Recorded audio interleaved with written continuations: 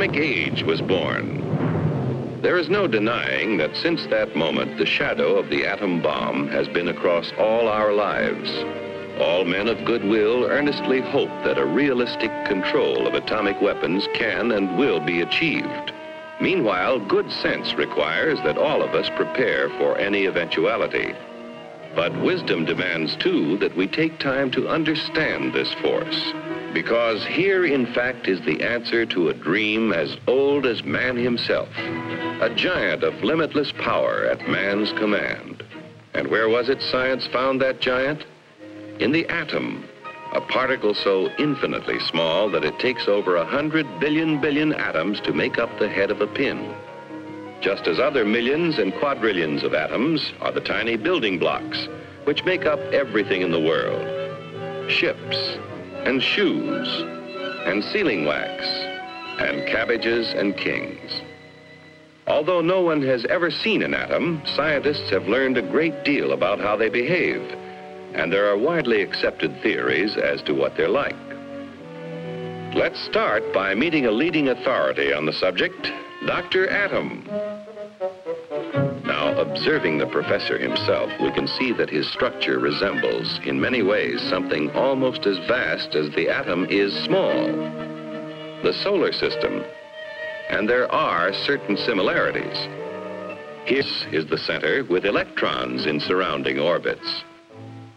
But whereas the planet's movement of electrons is slightly different, there are other differences too. Hey, hold it! Thank you. Now, the solar system together is electrical. The electrons, which are negative, are attracted by the protons, which are positive, and vice versa. But here in the nucleus are other particles with no electrical charge, called neutrons. Very important characters, too, as we shall see.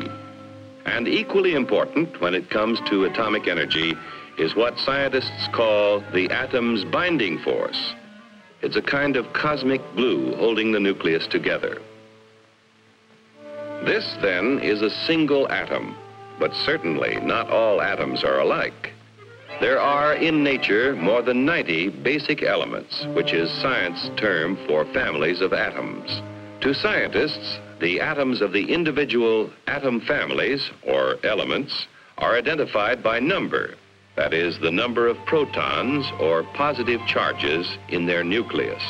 And they vary all the way from hydrogen, which has just 1 proton, to oxygen with 8 protons, to gold, he's rich with 79, finally on to the heaviest of all natural elements, uranium with 92 protons. Now, within each element, or family of atoms, there can be different members, each one having the same number of protons, but differing in the number of neutrons. The total of an atom's protons and neutrons is its atomic weight.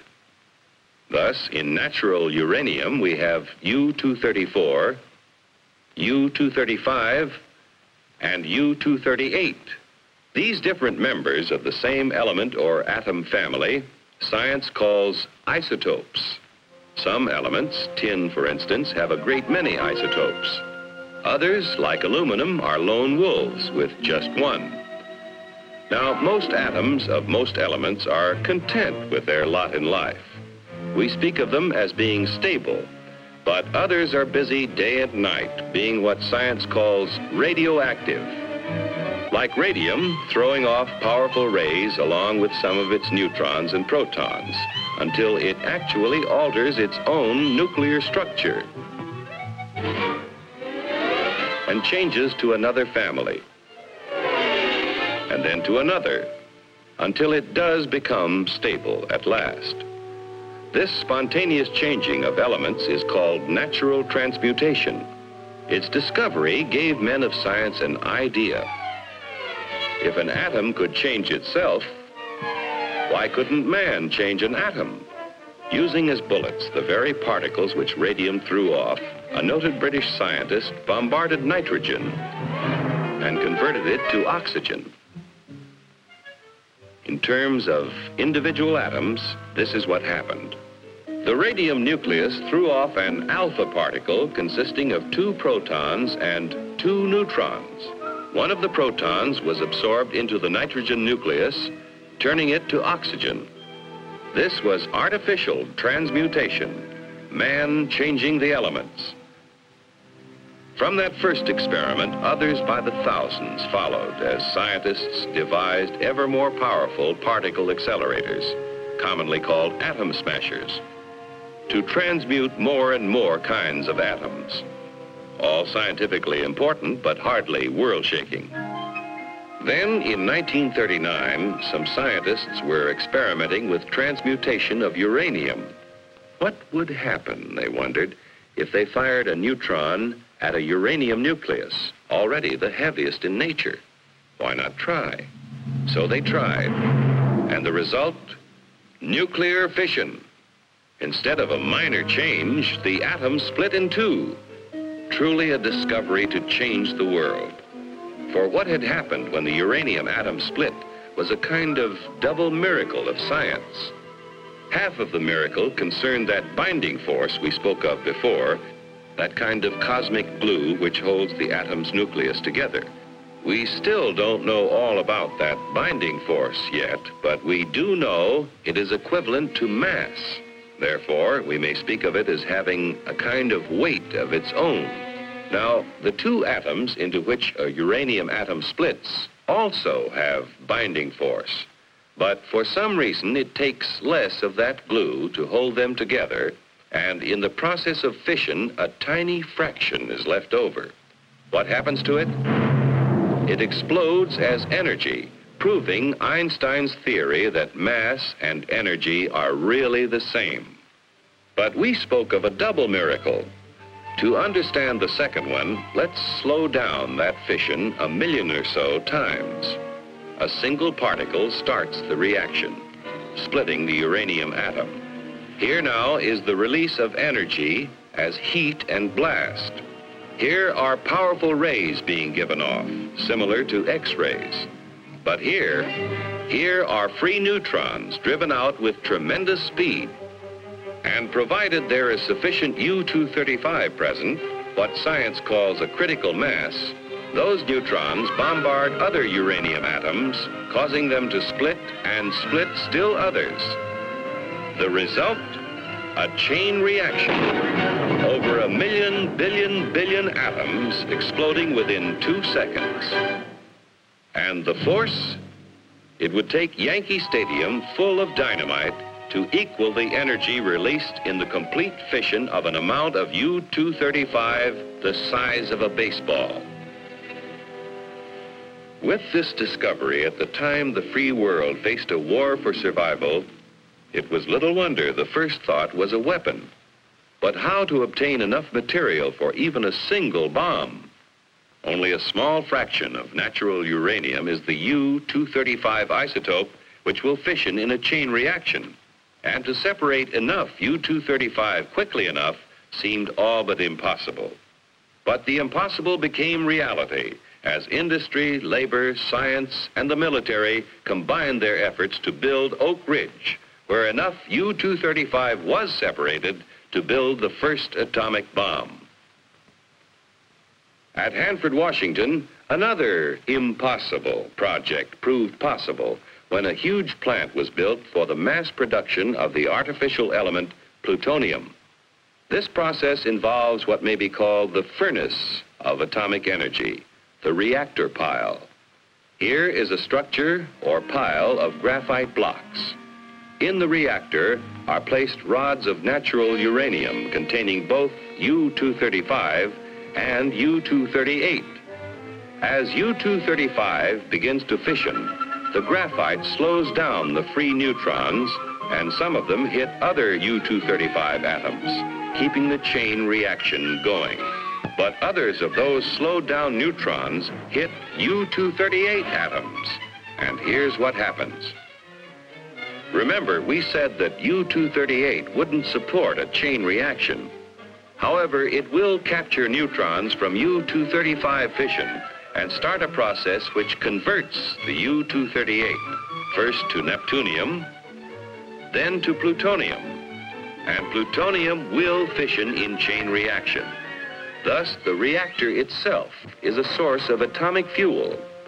Besides producing plutonium, the nuclear reactor makes possible two very important peacetime uses of atomic energy. Remember that the chain reaction process in the reactor creates tremendous heat, which scientists have learned how to control. Thus, a reactor may be substituted in many industrial applications where heat is now provided by coal or petroleum. But such uses in the foreseeable future are limited. For one thing, a reactor pile must be shielded to protect the workers around it from dangerous radiation, and this shielding adds tremendous weight. However, an atomic energy power plant has already proved feasible. The future supplying of electric power to entire cities is far from impossible, while nuclear power in locomotives, submarines, ships, and even very large airplanes may all but revolutionize future transportation on land, sea, and air. But perhaps the most valuable byproduct of the nation's reactor piles is radioactive isotopes. Research has revealed that many elements not naturally radioactive became so when placed in a nuclear reactor. And these isotopes, working as tracers with such measuring devices as a Geiger counter, became invisible detectives, aiding the cause of science in many different fields.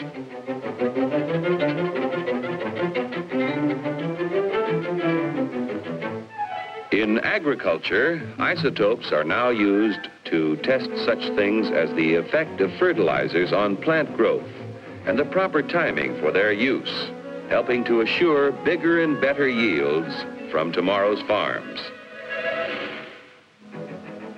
In industry, isotopes have found literally hundreds of new uses, such as the automatic thickness control of sheet aluminum, saving hundreds of man-hours of labor and assuring accuracy never before possible.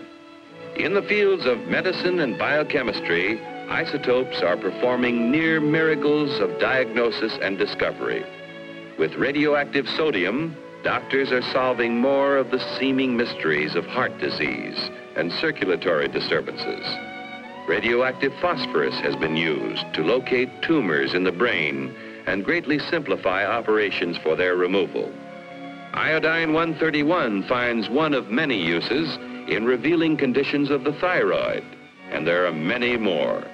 New ways of using isotopes are being discovered constantly through the tireless work of modern pioneers in such fields as chemistry, metallurgy, medicine, and biology. Truly, the superpower which man has released from within the atom's heart is not one, but many giants.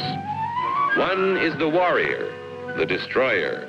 Another is the engineer, seeking to provide vast quantities of energy to run the world's machines. Another is the farmer, helping to better feed tomorrow's world. Still another is the healer, helping to diagnose and cure the sick. And the last is the research worker, working on in the fields of pure science to reveal more of the mysteries of the universe. But all are within man's power, subject to his command. On man's wisdom, on his firmness in the use of that power, depends now the future of his children and his children's children in the new world of the atomic age.